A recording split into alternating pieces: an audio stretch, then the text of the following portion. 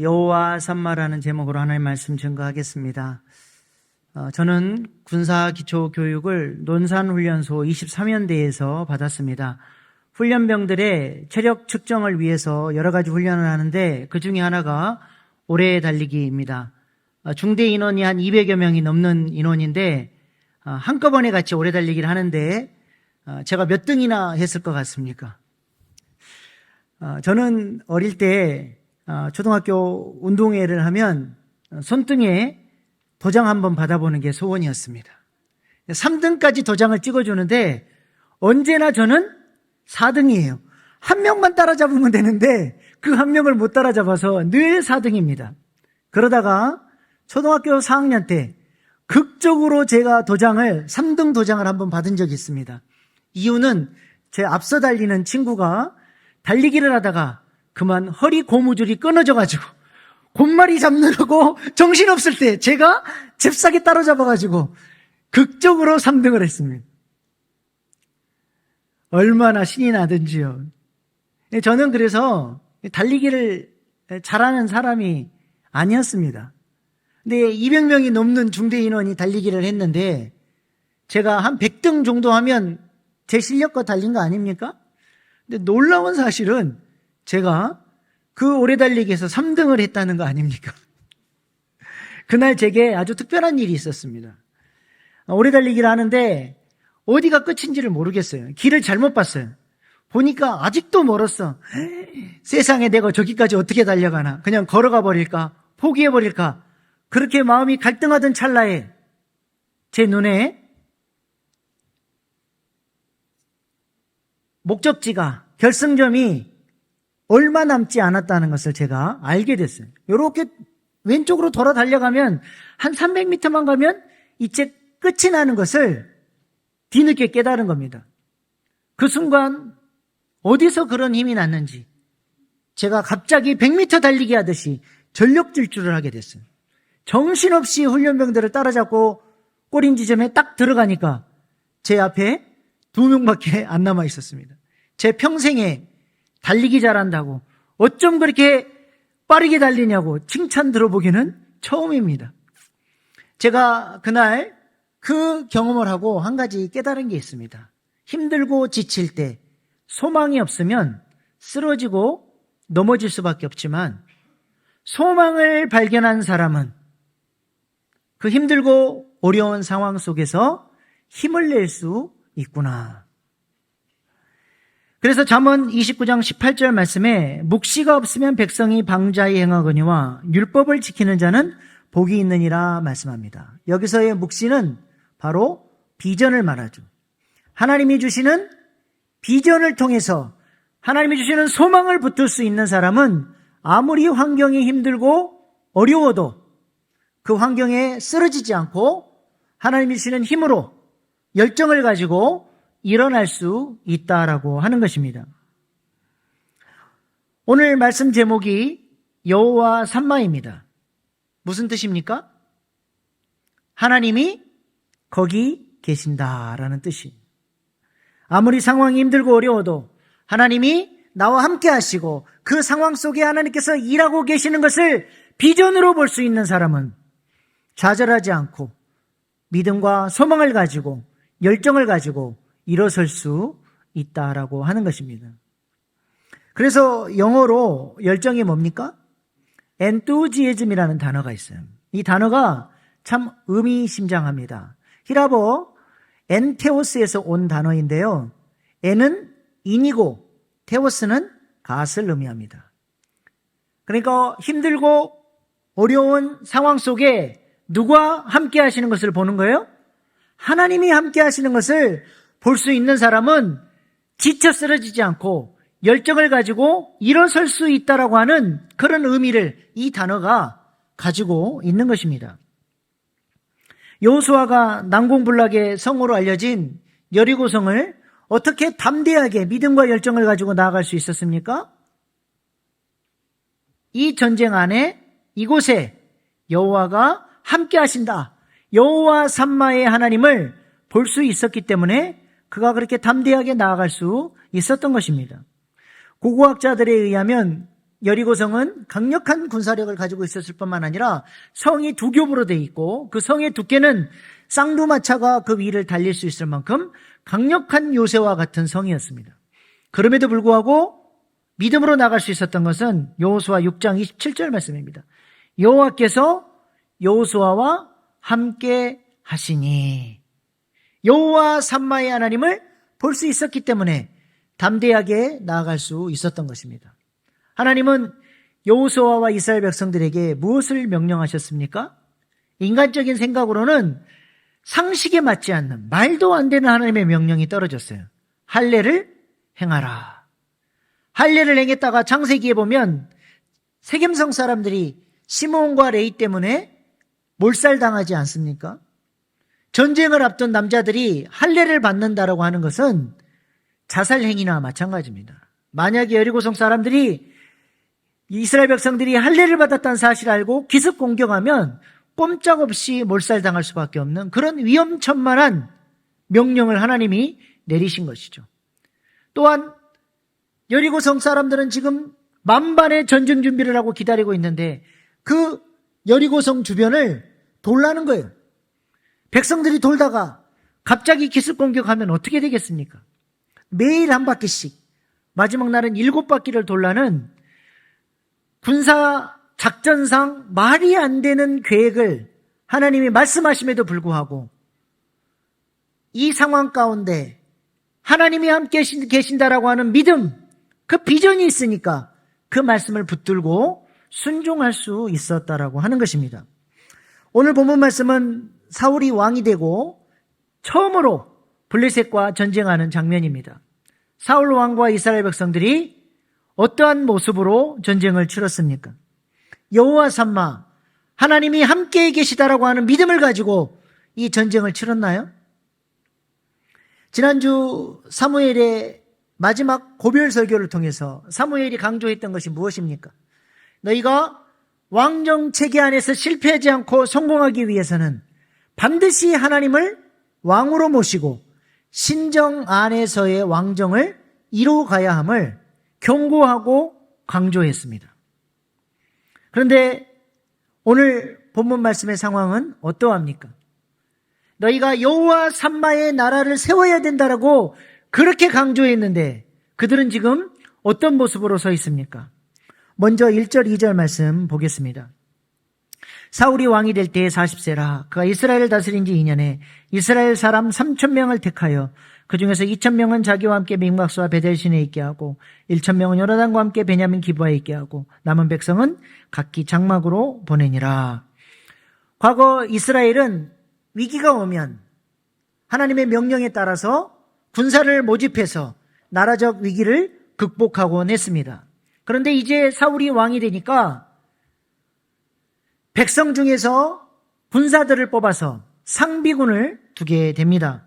벌써 사무엘이 경고했던 것처럼 너희 아들들을 빼앗아서 왕이 원하는 대로 너희 아들들을 빼앗아갈 것이라고 했는데 벌써 왕을 위한 상비군이 존재하기 시작하죠.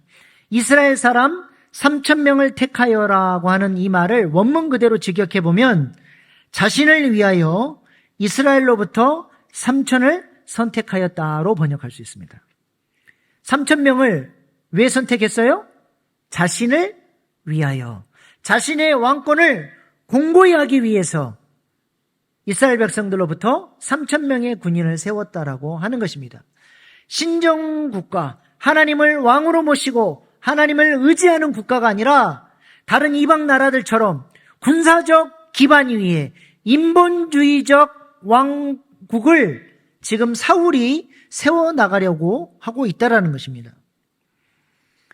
이러한 사울 왕국의 첫 번째 위기가 찾아오게 되었으니 블레셋과의 전쟁이 일어나게 된 것입니다. 오늘 본문 3절 말씀입니다. 같이 읽어보겠습니다. 시작.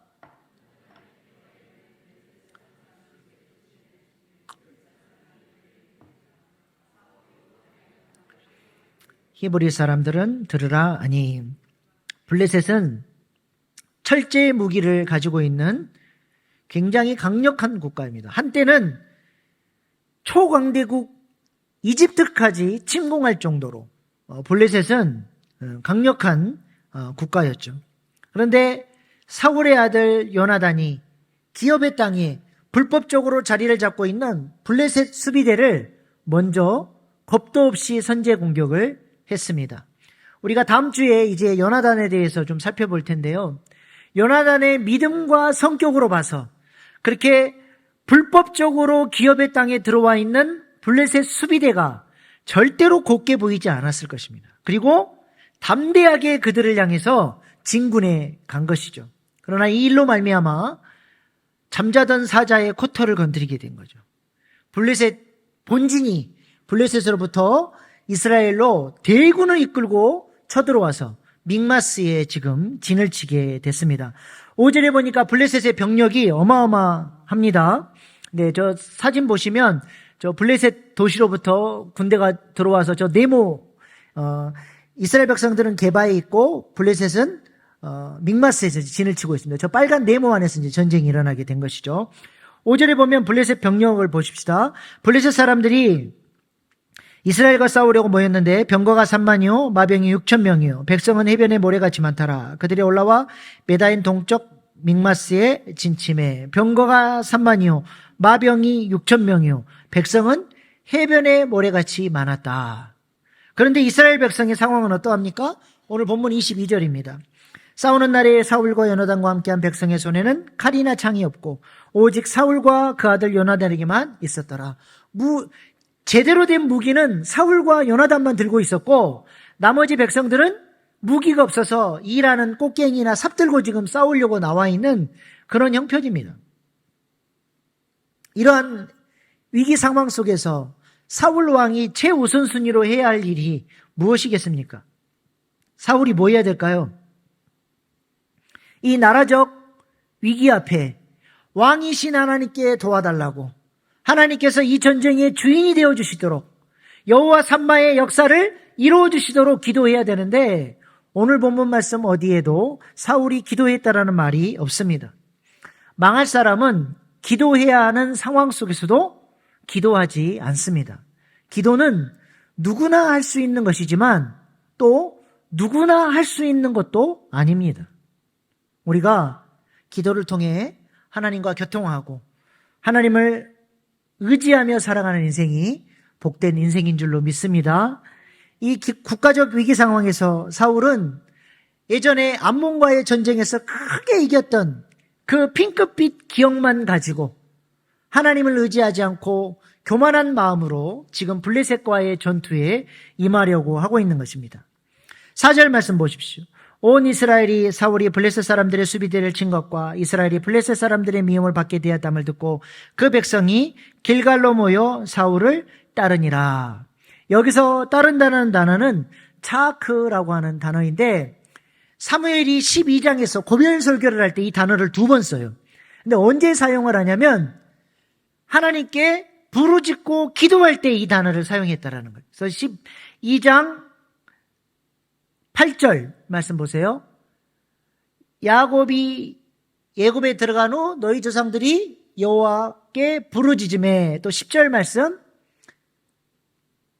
백성이 여호와께 부르짖어 이르되 그러니까 이 단어는 언제 사용하는 단어냐면 하나님께 도움을 구하고 하나님의 구원의 손길을 기다리면서 믿음의 사람들이 하나님께 기도할 때 사용하는 부르짖을 때 사용하는 단어인데 이 단어가 오늘 본문 말씀에서는 어떻게 사용되고 있습니까? 하나님께 부르짖고 있습니까? 백성들이 사울 왕에게 부르짖고 있습니까? 사울 왕에게 부르짖고 있는 거예요. 사울이 우리의 희망이고 구원자다. 하나님이 왕 되셔야 될 이 나라에 하나님은 없고 사울이 왕이 돼서 자기 힘으로 이 전쟁을 이길 수 있다고 지금 큰 소리치고 있는 것입니다. 지금 사울은 하나님에 대한 부르짖음 없이 자만심을 가지고 전쟁에 나아가는데 하나님에 대한 부르짖음이 없는 이 상황 속에서 하나님을 향한 부르짖음의 부재가 어떠한 결과를 가져왔습니까? 오늘 본문 6절 8절 말씀이 그 결과를 보여줍니다. 이스라엘 사람들이 위급함을 보고 절박하여 굴과 수풀과 바위틈과 은밀한 곳과 웅덩이에 숨으며 어떤 이브리 사람들은 요단을 건너 갓과 길앗 땅으로 가되 사울은 아직 길갈에 있고 그를 따르는 모든 백성은 떨더라. 사울은 사무엘이 정한 기한대로 이래 동안 기다렸으나 사무엘이 길갈로 오지 아니하며 백성이 사울에게서 흩어지는지라. 빨간색 부분만 보십시오. 6절 말씀 띄워주세요. 네, 빨간색 부분만 읽어보십시다. 절박하여 숨으며 떨더라. 그 다음 흩어지는지라. 여호와 삼마, 하나님이 거기 계시는 것을 볼 수 없고 기도하지 않으므로 영적으로 눈이 어두워지니까 믿음의 고백은 사라지고 어려운 환경만 눈에 보이는 것입니다. 성령이 충만했을 때는 그렇게 담대함을 가지고 암몬 자손을 향해서 달려갔던 그들이 이제는 믿음이 약해지고 역사하시는 하나님을 볼 수 없으니까 어려운 환경만 보고 두려워하고 흩어지고 좌절하고 넘어졌다라고 하는 것입니다. 이것이 바로 기도하지 않은 결과입니다. 기도가 없으니까 눈에 보이는 대로 환경대로 마음이 움직이고 불평하고 쓰러지고 고통 가운데 두려워하게 되는 것입니다. 그러나 우리가 기도하기 시작할 때 우리의 영적인 눈이 밝아지고 여호와 삼마 거기에 계신 하나님을 발견하고 하나님의 일하심을 보기 시작할 때 우리는 그 상황을 뛰어넘어서 함께해 주신 하나님으로 말미암아 믿음과 소망을 가지고 일어나게 될 줄로 믿습니다. 에스겔서 48장 35절 말씀 보시기 바랍니다. 그 사방의 합계는 18,000척이라. 그날 우로는 그 성읍의 이름을 여호와 삼마라 하리라. 이 말씀은 에스겔서의 맨 마지막 구절이고 에스겔서에서 가장 핵심이 되는 구절입니다. 에스겔 선지자는 이스라엘 백성들, 특별히 예루살렘이 어떻게 처참하게 블레셋 바벨론 군대에 의해서 망하게 되는지를 눈으로 목도했습니다. 하나님의 영광이 어떻게 예루살렘에서부터 떠나버렸는지를 다 본 사람이죠. 그런데 그 절망적인 상황 속에서 에스겔이 기도했을 때 하나님은 에스겔의 기도 가운데 환상 중에 말씀해 주셨습니다. 내가 이 백성을 다시 회복할 것이다. 그래서 그는 이 예루살렘에 하나님의 영광이 다시 돌아오고 하나님께서 이 백성과 영원히 함께 거하실 것을 믿음의 눈으로 바라보며 이 예루살렘이 여호와 삼마의 성읍이 될 것을 믿음으로 선포하고 있는 것입니다. 기도하는 사람은 이렇게 절망적인 상황 속에서도 찬양할 수 있고 소망을 노래할 수 있고 열정을 가지고 일어설 수 있는 것입니다. 열왕기하 6장에 보면 아람 군대가 엘리사가 있는 도단성을 완전히 에워싸게 됩니다. 아침에 일어나 보니까 엘리사 사환이 상황을 보니까 꼼짝없이 죽게 생겼어요.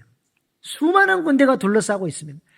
절망적인 소식을 엘리사에게 전하면서 우리가 어찌해야 됩니까? 할 때 엘리사가 이 사원에게 어떻게 했습니까? 열왕기하 6장 15절로 17절 말씀입니다. 하나님의 사람의 사원이 일찍 일어나서 나가보니 군사와 말과 병거가 성읍을 에워쌌는지라. 그의 사원이 엘리사에게 말하되 내 주여 우리가 어찌하리까 하니 대답하되 두려워하지 말라.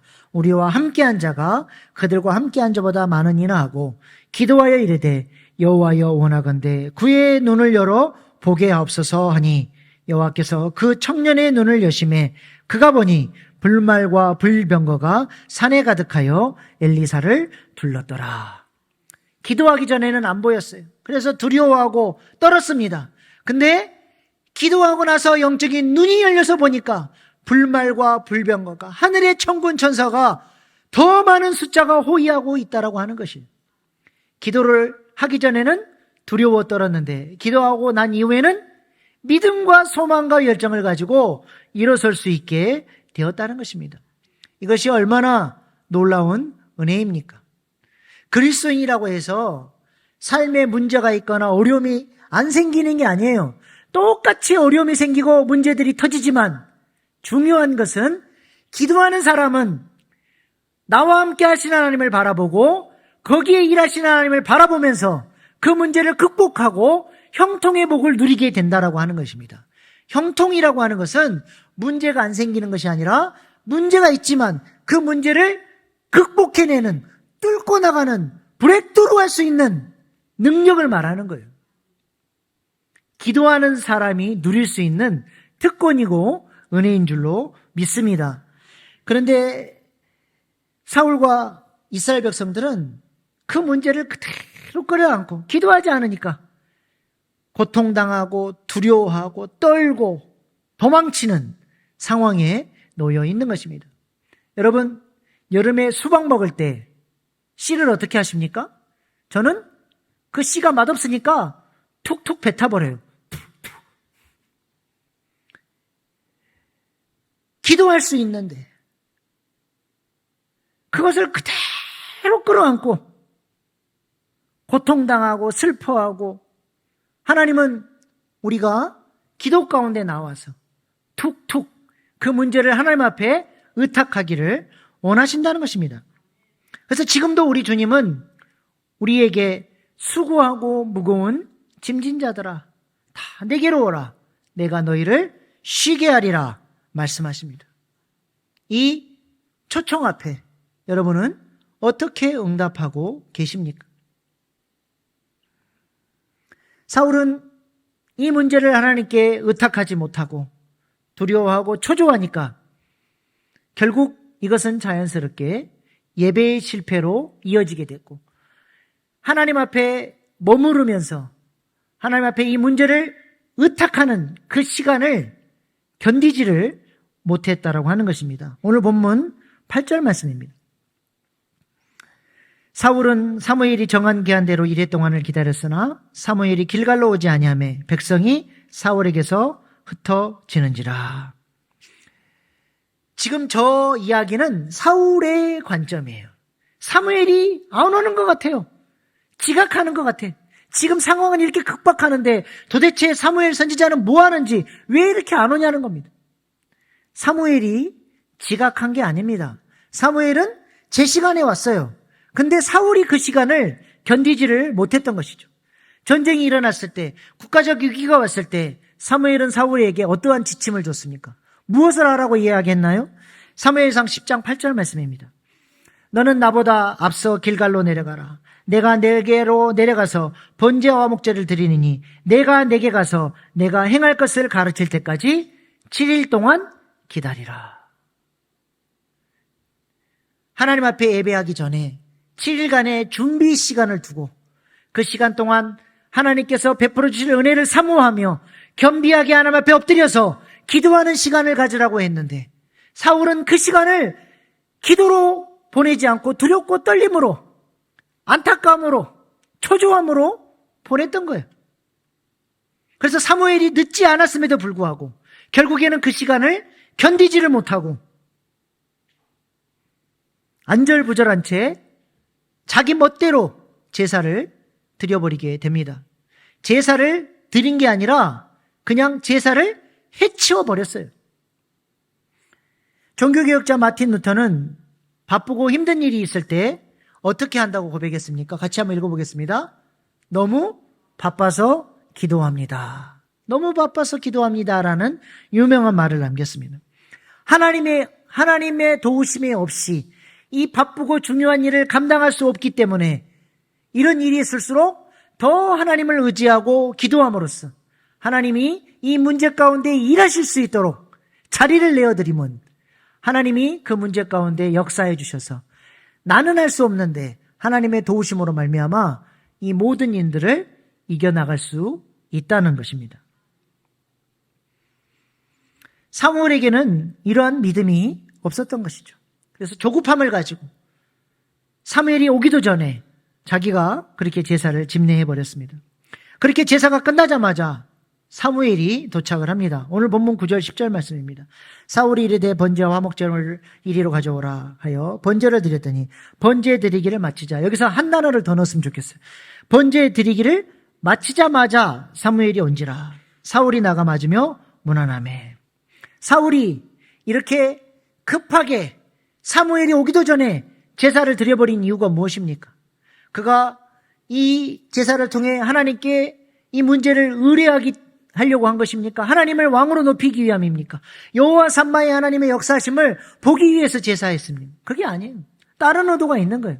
마치 엘리 제사장 때 블레셋에 의해서 밀리니까 언약궤를 가져오면 이스라엘 백성들이 사기가 올라가고 전쟁에서 이길 줄 알고 이 언약궤를 이용했던 것처럼 지금 사울은 그렇게 제사를 이용해서 흩어져가는 이스라엘 백성들의 마음을 다잡고 싶어서 제사마저도 자신의 유익을 위해서 이용하고 있었다라고 하는 것입니다.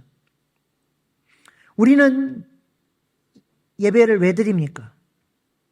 우리가 예배를 드리는 이유는 무엇입니까? 우리가 예배를 드리는 이유는 두 가지도 아니고 딱 하나입니다. 그것이 뭐예요? 하나님께 영광 돌리기 위해서 예배 드립니다. 하나님께 영광 돌린다는 의미가 무엇입니까? 많은 신학적 논의가 필요하겠지만 단순하게 말씀드리면 하나님을 예배 가운데 하나님으로 인정하고 그 왕 되신 하나님을 만나서 그 하나님 앞에 엎드려지는 것, 그것이 하나님께 영광 돌리는 것입니다. 어떻게 엎드려집니까? 짐 가운데 살던 사람이 하나님이 누군지 몰라 방황하고 그렇게 죄를 지으며 살던 사람이 예배 가운데 하나님을 만나고 자신의 죄를 통해 자복하며 회개하며 하나님 앞에 엎드려질 때 그것이 곧 그 예배를 통한 하나님께 영광 돌리는 것이 되는 것입니다. 고난을 받고 고통 가운데 힘들어하던 사람이 예배 가운데 치유하시고 회복하시고 세임 주시는 하나님을 만나서 감사의 눈물을 흘리며 이제는 주님과 평생 동행하며 살아가겠노라고 하나님 앞에 감사의 눈물을 흘리며 엎드릴 때 그 예배를 통해서 그는 하나님께 영광 돌리는 것입니다. 하나님의 말씀을 통해서 내가 어떻게 살아야 되는지 알지만 불순종하며 하나님 앞에 순종하며 살지 못했던 사람이 예배 가운데 하나님을 만나고 회개하고 다시 이제는 주님 나라 위에 살겠노라고 헌신하며 결단하며 주님 앞에 엎드릴 때 그 사람은 그 예배를 통해서 하나님을 만나고 하나님께 영광 돌리는 것입니다. 우리가 예배를 통해서 하나님께 이렇게 영광 돌릴 수 있기를 소망합니다. 이것이 예배의 목적입니다. 예배를 드려도 그런 일이 안 일어나는데요. 그런 일이 없이 계속 예배를 드렸는데요. 그렇다면 여러분은 예배 시간에 와서 앉아 있었지만 하나님 앞에 영광 돌리는 예배는 못 드린 것입니다. 오히려 선지자는 그런 식으로 드리는 예배에 대해서 하나님을 향한 중대한 모독이라고 가르쳐주고 있습니다. 말라기 선지자가 뭐라고 했습니까? 말라기 1장 10절입니다. 만군의 여호와가 이르노라 너희가 내 제단 위에 헛되이 불사르게 못하게 하기 위하여 너희 중에 성전문을 닫을 자가 있었으면 좋겠도다. 내가 너희를 기뻐하지 아니하며 너희가 손으로 드리는 것을 받지도 아니하리라. 헛되이 드리는 제사, 하나님 앞에 영광 돌리는 제사가 아닌 것 때문에 하나님이 심각하게 모독을 당하고 차라리 성전문을 닫아버렸으면 좋겠다라고 하나님이 말씀하신다는 겁니다. 이사야 선지자는 더합니다. 이사야서 1장 13절 말씀입니다. 헛된 제물을 다시 가져오지 말라. 분향은 내게 가증이 여기는 바요. 월삭과 안식일과 대회로 모이는 것도 그러하니 성회와 아울러 악을 행하는 것을 내가 견디지 못하겠노라. 짐승처럼 살아가며 수많은 죄를 짓는 이방인들 때문에 하나님의 마음이 아프고 심각하게 모독을 당하시는 것이 아니라 하나님을 예배한다고 하나님의 언약 백성들이 성전에 나와서 오히려 잘못된 예배를 통하여서 영광 돌리지 못하는 예배를 통해서 오히려 하나님의 마음을 아프게 하고 하나님 앞에 심각한 모독을 드리고 있다라고 하는 것입니다.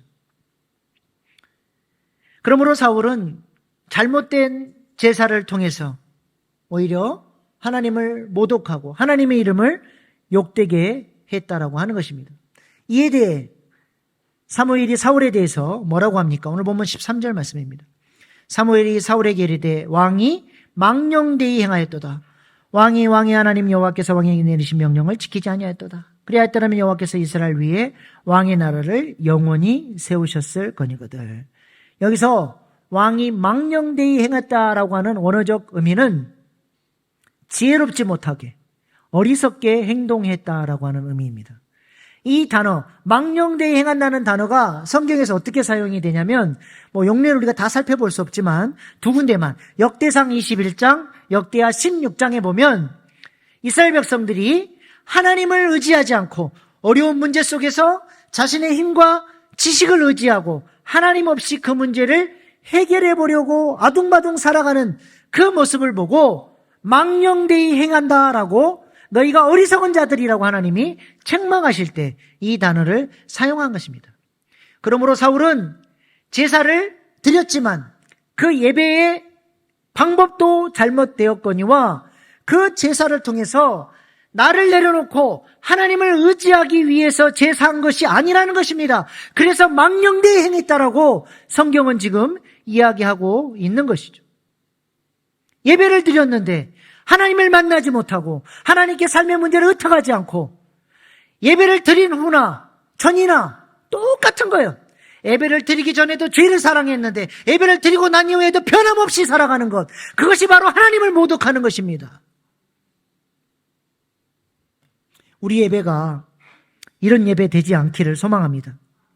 결국 하나님의 왕되심을 인정하지 않고 신정 안에서 왕정을 이루어가지 않았던 어리석은 사울은 어떻게 됩니까? 오늘 본문 14절 말씀입니다. 지금은 왕의 나라가 길지 못할 것이라. 여호와께서 왕에게 명령하신 바를 왕이 지키지 아니하였으므로 여호와께서 그의 마음에 맞는 사람을 구하여 여호와께서 그를 그의 백성의 지도자로 삼으셨느니라 하고 촛대가 옮겨가게 됩니다. 어디에서 어디로 옮겨가나요? 이스라엘 백성들이 탐욕으로 구했던 왕에서 이제는 하나님의 마음에 합한 자, 하나님이 구하여 세운 왕에게로 촛대가 옮겨가고 있습니다. 하나님이 구하여 세운 사람이 누굽니까? 다윗이죠. 사울은 급조해서 세운 왕이지만 다윗은 성령의 외적 기름 부심과 내적 역사를 통하여서 잘 훈련시켜서 세운 왕, 하나님 마음에 합한 왕 다윗이 세워지게 되는 것입니다.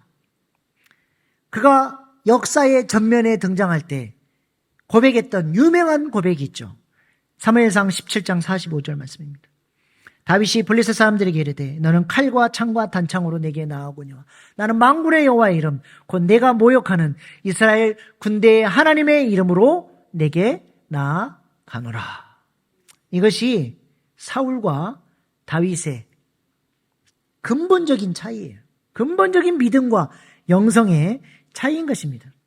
다윗은 골리앗과 같은 그 큰 문제 앞에 하나님을 왕으로 높이고 하나님을 의지하고 여호와 삼마 거기에 계신 하나님을 바라보며 믿음으로 소망을 가지고 열정을 가지고 골리앗에게로 달려갔던 사람이라고 하는 것입니다. 하나님이 우리에게 요구하시는 것이 무엇입니까? 대단한 것을 요구하는 것이 아니라 하나님을 의지하며 살라고 요구하시는 거예요. 그것을 위해서 기도하고 예배 가운데 나와 하나님 앞에 엎드려지고 영광 돌리는 예배를 통하여서 계속해서 하나님을 의지하고 변화된 삶으로 나아가기를 하나님이 원하신다고 하는 것입니다. 하나님은 지금도 하나님을 왕으로 인정하는 사람들을 찾고 계시고 이런 사람들에게 여호와 삼마의 은혜로 함께 동행하여 주시며 이들과 함께 하나님 나라의 역사를 새롭게 확장시켜 나가신다는 것입니다. 하나님을 의지함으로써 여호와의 삼마의 은혜를 날마다 누리는 저와 여러분 될 수 있기를 소망합니다. 마지막으로 장민환 선수의 간증을 듣고 오늘 말씀 마치겠습니다.